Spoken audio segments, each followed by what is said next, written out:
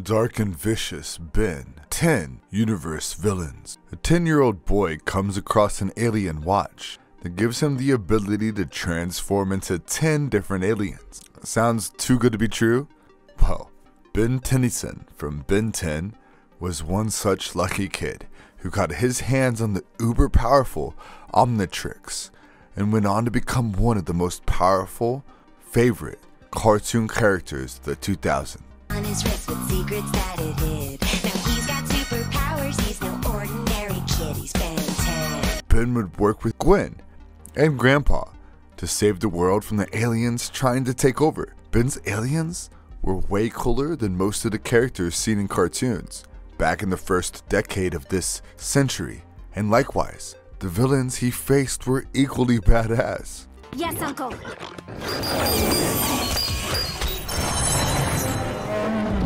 In this video, we will delve deep into some of the darkest and most violent villains of the Ben 10 universe. While there are several great villains in the Ben 10 series, we have brought a mixed bag of villains to you.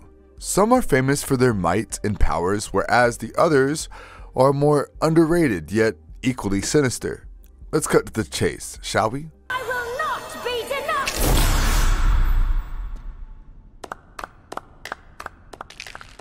Before we go into our explanation, we have a very small request. If you like our content, please support us by subscribing to our channel.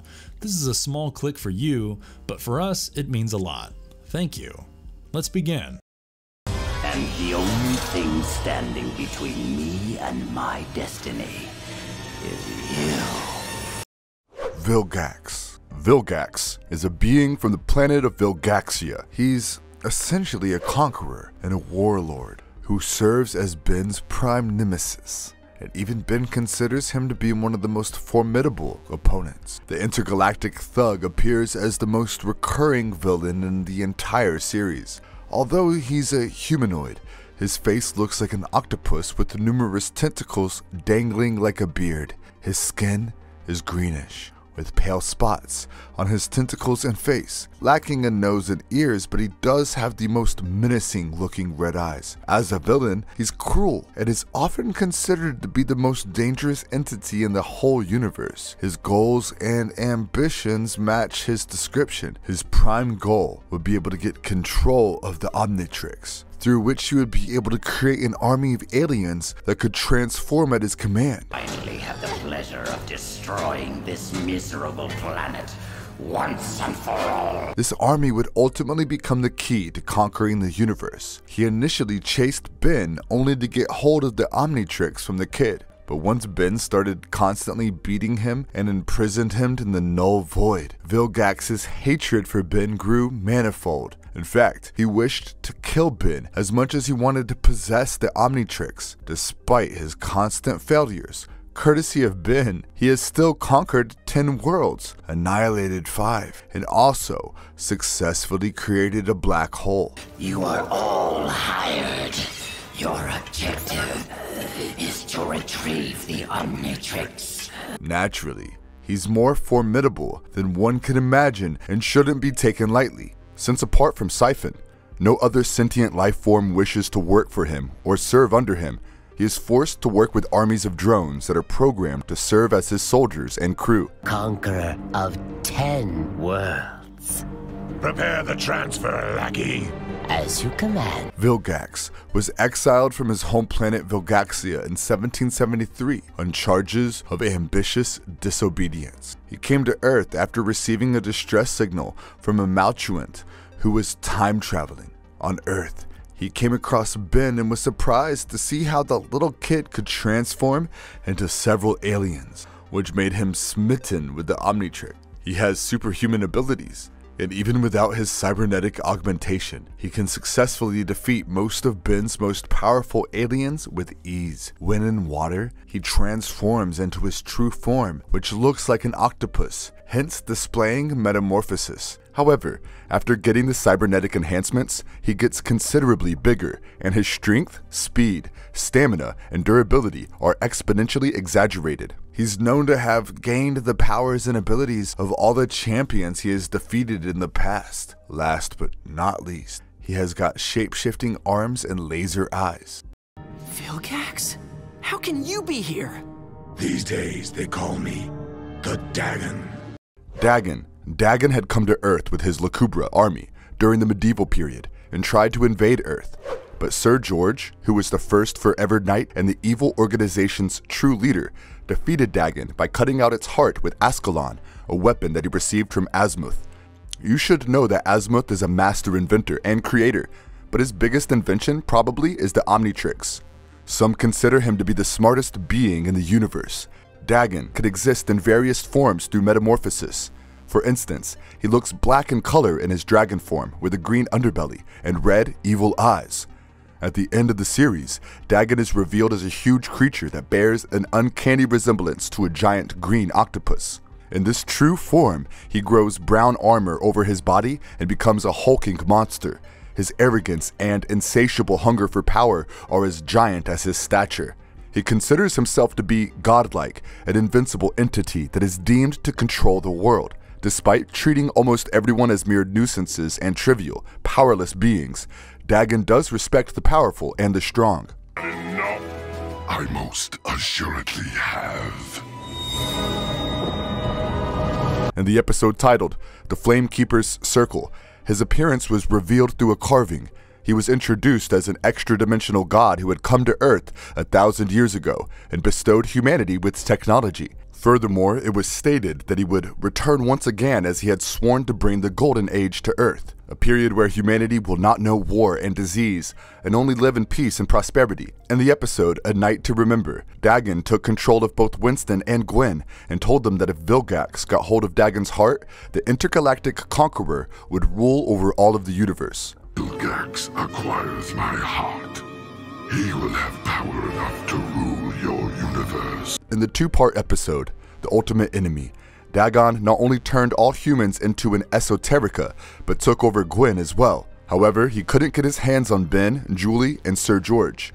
In the second part of this episode, Dagon sent his herald, Vilgax, to finish Sir George.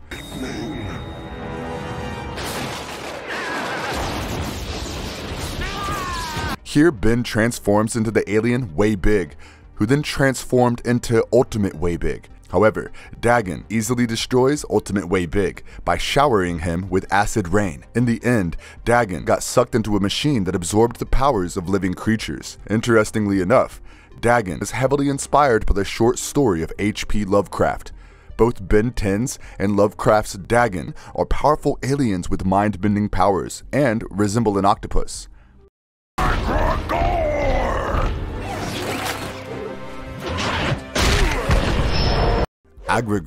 Agregor served as Ben's prime antagonist for the first half of the first season of Ben 10 Ultimate Alien. His prime intention was to acquire the powers of 5 aliens to obtain the map of infinity that would in turn allow him to find the place called the Forge of Creation.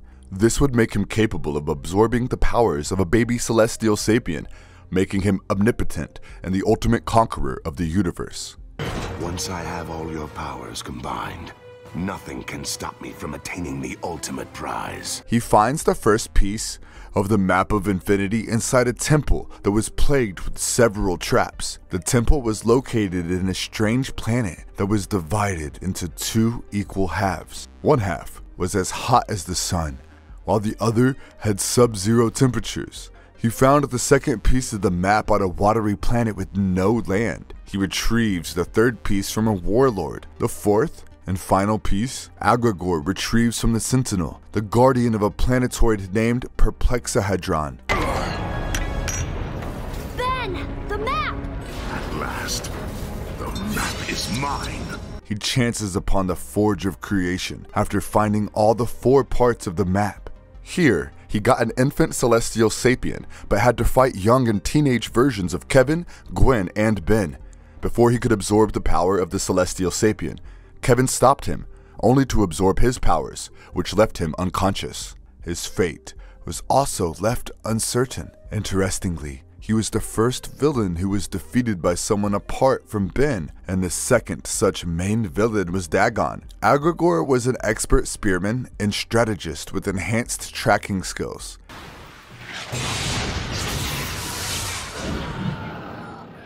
He could absorb almost anything or aggregate things into himself like energy, life force, matter, DNA, etc. Apart from his excellent hand-to-hand combat skills, he held immense strength, durability, stamina, and dexterity, but he wasn't all bronze and no brains because he had a vast knowledge of alien races and the secrets that the depths of the universe held.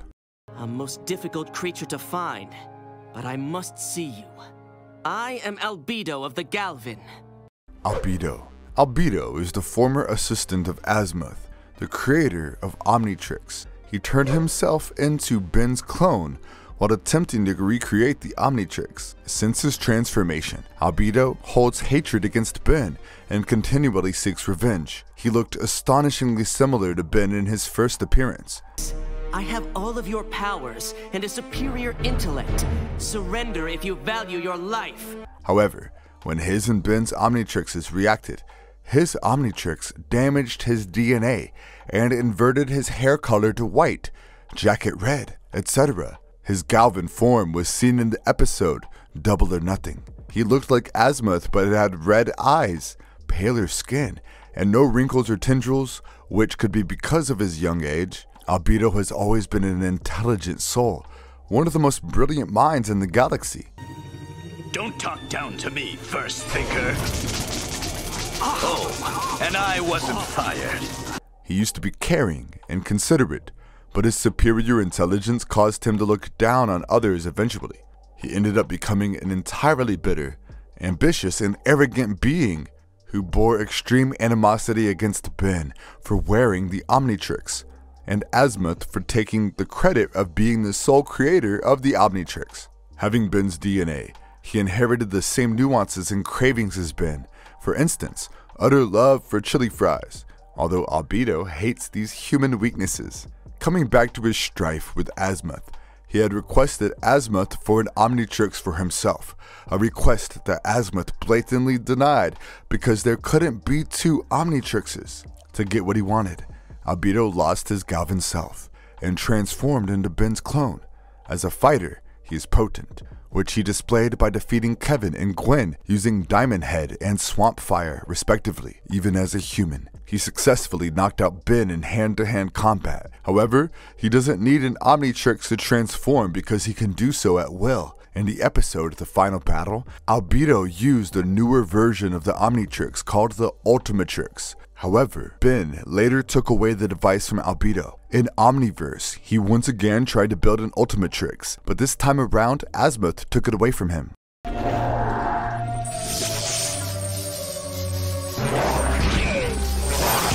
Charmcaster. Charmcaster is primarily the nemesis of Gwen and not Ben per se. According to the original continuity, she was the apprentice and niece of Hex, the man who wanted to take over the world with his magic. Like her uncle, she also has a particularly proclivity towards magic. Of course she hates Ben because she's an evildoer and he's the good guy, but her hatred is primarily focused on Gwen, who shares Charmcaster's affinity for magic. Or you're just too scared to use them. You're no sorceress. You're a joke. Her animosity with Gwen resembles Kevin and Ben's relationship from the original series. Another chief reason behind Gwen and Charmcaster's sour relationship is that Gwen stole Charmcaster's book of spells to learn how to use her magical powers. You've had my spellbook all this time and you still haven't taken off the training wheels? Either you're too stupid. Her guise has had shades of magenta and purple throughout the series. Charmcaster didn't really have a good upbringing, as the only father figure she ever saw was her uncle, who was drunk on power and hungry for more. With Hex as a role model, her life was destined to go on the wrong track.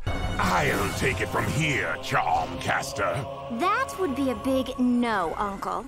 Furthermore, in the episode A Change of Face, we saw that as a kid, she had spent some time in juvenile hall, where children bullied her. With such childhood, she turned out to be a rude person who shields her insecurities with ego, arrogance, and manipulation. She strives to prove to others her superiority, most of all to Gwen, of whom she's jealous and almost envious. That staff only works in the hands of a master magician.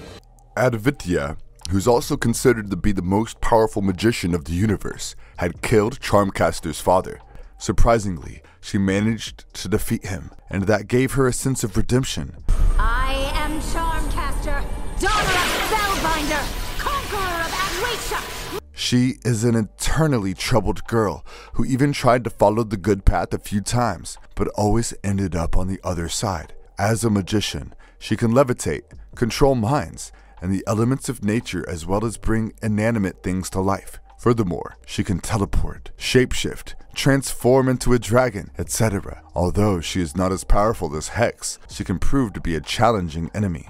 I will deal with you three later. Kaleki, erupt! Hex. This guy is a self-proclaimed master magician whose only wish is to take over the world by force of his magic. Hex's brother, Spellbinder, was killed by Adwaita. After Spellbinder's death, he took in his daughter Charmcaster and raised her as his apprentice. Once upon a time, he had 5 mystical charms, also called the Charms of Bezel. These gave him facilities like luck, lightning, reincarnation, fire, levitation, and so on. Time to turn this city into an old memory. Interestingly enough, he also served as a professor at Friedkin University. Ironically, Gwyn was his student and started to take a keen interest in him as a professor, to later become formidable enemies. Hex joined the university after assuming that he had lost his niece.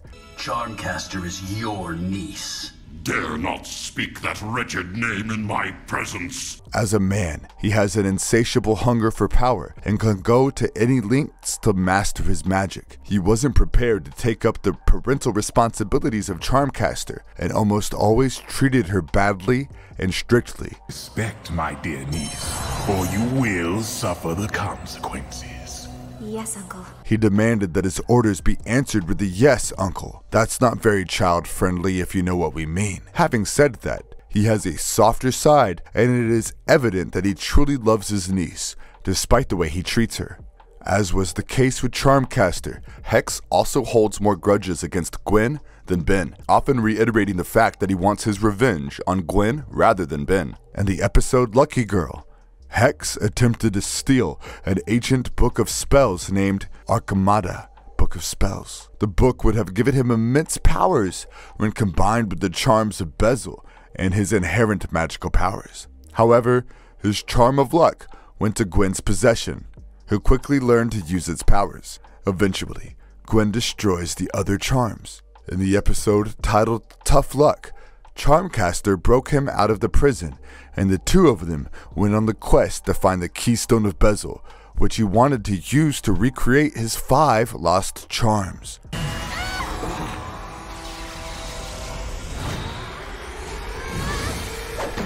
However, Gwyn once again seized the Keystone of Bezel, only to get attacked by Hex and Charmcaster. Hex fails again as Ben interferes and Charmcaster betrays him.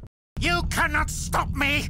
I will turn Washington, D.C. into Washington, B.C. Aloysius Animo. Dr. Aloysius James Animo, or Dr. Animo, was once an exceptional researcher in the field of veterinary science. Owing to his over-ambitious nature, he started to carry out crude and torturous genetic experiments on animals. He had hoped to win the Vertes Award, which was presented to people of excellence in the field of veterinary science. Due to the twisted nature of his experiments, he lost the award to another scientist named Kelly. The event drove him crazy, and he went underground for almost 5 years in hopes of perfecting his research. I'd like to thank the committee for this honor. In the episode titled Washington, B.C., he came out of hiding after finishing his work, but now his skin had become yellowish-green. With the help of Ben's enemy named Clancy, who could telepathically and emphatically control bugs and other arthropods, Dr. Animo devised a headgear that could do the same with animals, and even aliens like the Null Guardians. You're overdue for a visit from Dr. Animo! He's a genius scientist who's skilled and dexterous with genetic experiments as well as machines. He uses his brilliant brain to augment his powers of telepathically controlling animals and beasts. Furthermore, the device, named Transmodulator, can mutate animals into powerful and dangerous beings, and could also reanimate long-extinct species to serve as his minions. I've been expecting you. Ghost Freak. Ghost Freak was the main antagonist of Season 3 and Season 5 of Ben 10 Omniverse. Initially, Ghost Freak was the High Ecto Lord of the Ecto-Neurites of Anu Phaetos. Naturally, he's one of Ben's most terrifying and formidable opponents, who was initially stuck as Ghost Freak, but later managed to escape the Omnitrix. Ghost Freak's personality would become apparent whenever Ben transformed into Ghost Freak. Aren't you glad to see me? Haven't you learned by now that nothing can stop me? He soon confronted Ben by tearing out of the skin and revealing his monstrously intimidating form. It took over the Circus Freak trio in order to defeat Ben and possess him, but they lost to him. Ghost Freak then took over Gwen, who Ben fought with 4 arms. He tried several times to possess the little kid, but had to taste defeat each time. After an apparent death, a Transalien scientist named Dr. Victor worked to revive the Ecto-Neurite monster. Ghost Freak. Master, all is prepared for your return.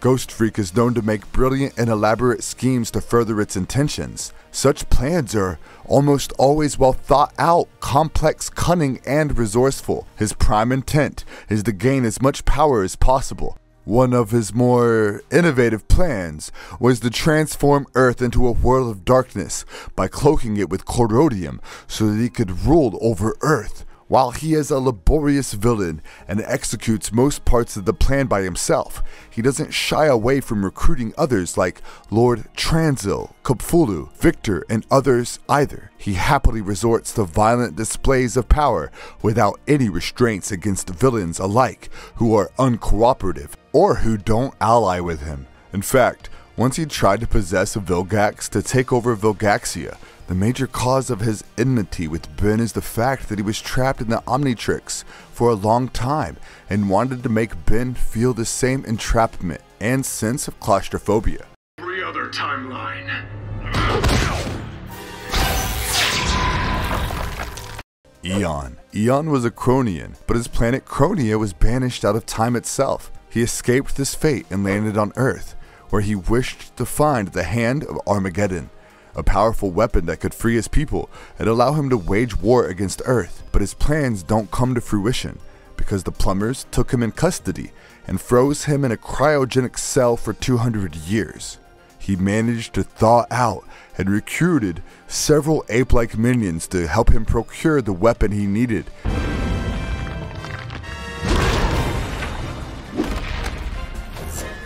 In the episode titled Ben 10,000 Returns, it is revealed that Eon was, in fact, another version of Ben himself from another timeline. He can be considered a psychopath who would not shy away from messing up timelines to get his hands on what he desires. He can destroy worlds and all of existence if the chance to rule is taken away from him. When in combat, he waits patiently through the fight, taking damage for the right moment to land his climactic attack. This makes him manipulative and cunning. In Race Against Time, his portrayal bears stark resemblances with Darth Vader in the Star Wars franchise. Wait, shouldn't something happen? Werewolf. The werewolf looks like Blitzwolfer from the original show, but lacked the Omnitrix symbol. It first appeared in Beowulf, where Dr. Victor sent it to a Navajo Indian reservation to steal communications equipment. Max, Ben, and Gwen, who were visiting the reservation at the time, mistakenly believed it to be a Navajo werewolf, or Yiroldushi. Ben fought it as Wildvine and got bitten. Not now. The Omnitrix timed out between the capture and active modes because the werewolf had scratched it. Due to this, Ben gradually transformed into the Blitzwolfer, The werewolf was basically a minion of Ghost Freak and shared immense similarities with Blitzwolfer, even in terms of its powers. It had enhanced strength, durability, agility, stamina, and improved smelling and hearing. It also emitted ultrasonic howls. And if you liked our content, don't forget to leave a like and subscribe to us if you haven't already.